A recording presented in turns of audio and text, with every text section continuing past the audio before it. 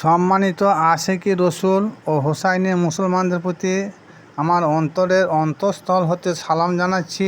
আসসালামু আলাইকুম আরহামতুল্লাহ বারাকাতুহ।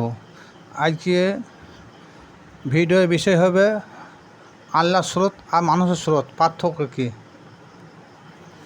সূরা আহজাব আয়াত নম্বর 72। এই আয়াতে আল্লাহ পাক রব্বুল আলামিন মহাগ্রন্থে আল কোরআনে বলেন, নিশ্চয় আমি আসমান জমিন পর্বতমালার উপর আমানত অর্পণ করতে চেয়েছিলাম, তারা তাহা বহন করতে অস্বীকার করেছিল, অবশেষে মানুষ তাহা বহন করেছে।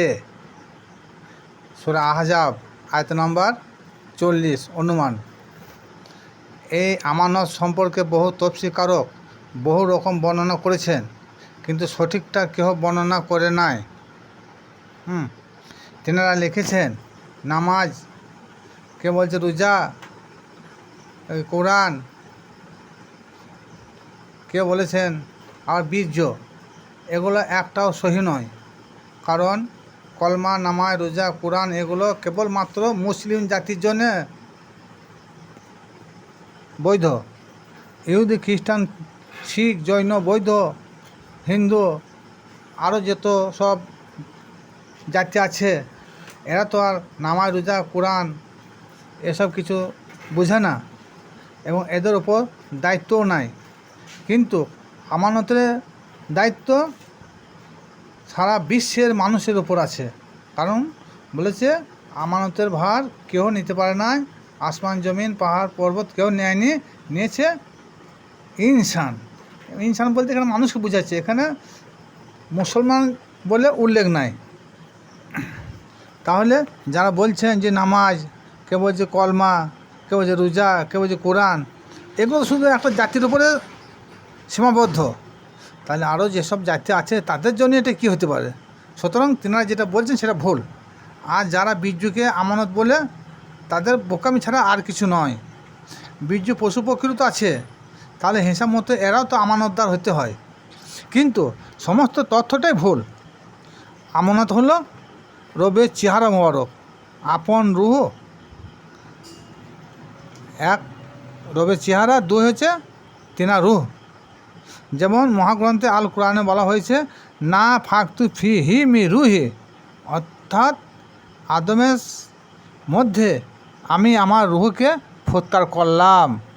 সূরা হিজর আয়াত নম্বর 29। এই আয়াতে শুরুতে আল্লাহ বলেন ফাইজা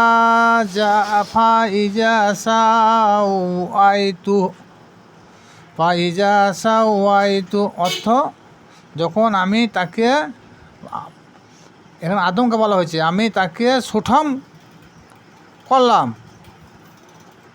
এবং তার মধ্যে যখন আমার রূহ ফুঁকে দিলাম, তখন তোমরা বা ফেরেশতারা তাকে সেজদা করবে। তাহলে যখন আদমকে পূর্ণ আকার দান করলো, তখনও কিন্তু সেজদার হুকুম হয় না। যখন ওর ভিতরে স্বয়ং রূহটা আল্লাহ ফুৎকার করলেন, তখনই বলল তোমরা একে সিজদা করবে।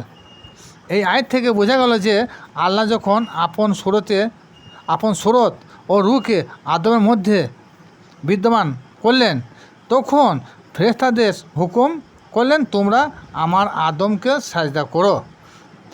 তার পূর্বে হুকুম ছিল না, যথাযথভাবে তারা সাজদা করিল ইবলি ব্যতীত।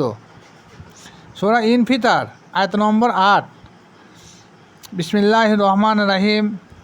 আল্লাজি খালাকা ফাসাওয়াকা ফাআদালাকা, অর্থ আমি আদম তৈরি করেছি আমার মতো করে। সূরা বানী ইসরাইল। তোমাদের রব আদমের মধ্যে বিরাজিত। সূরা হাদিদ আয়াত নম্বর 4। ওয়া হুয়া মা আকুম আইনা মা কুনতুম, অর্থ আল্লাহ বলেন আমি তোমাদের মধ্যেই রয়েছি। সূরা জারিয়াত আয়াত নম্বর 21। এখানে কি বলছেন?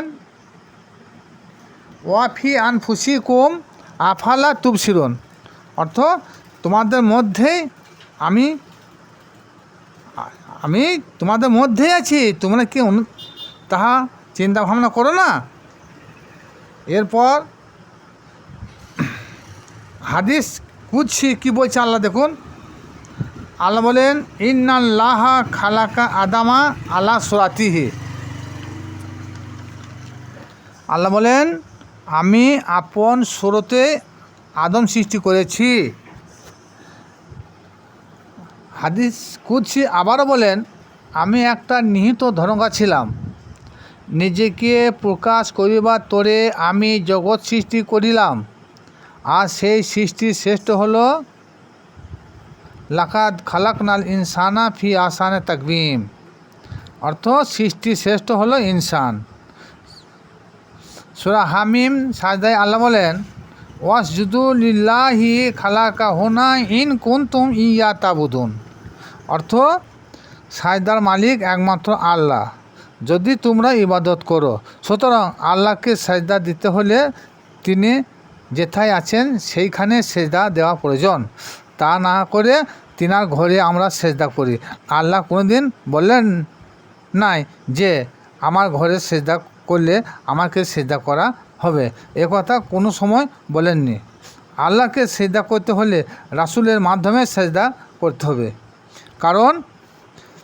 কারণ বলছে রসুলের স্মরণ আল্লাহরই স্মরণ, রসুলের অনুগত্য করা মানে আল্লাহরই অনুগত্য করা, রসুলের ভালোবাসা মানে আল্লাহকে ভালোবাসা। আল ইমরান আয়াত নম্বর 31।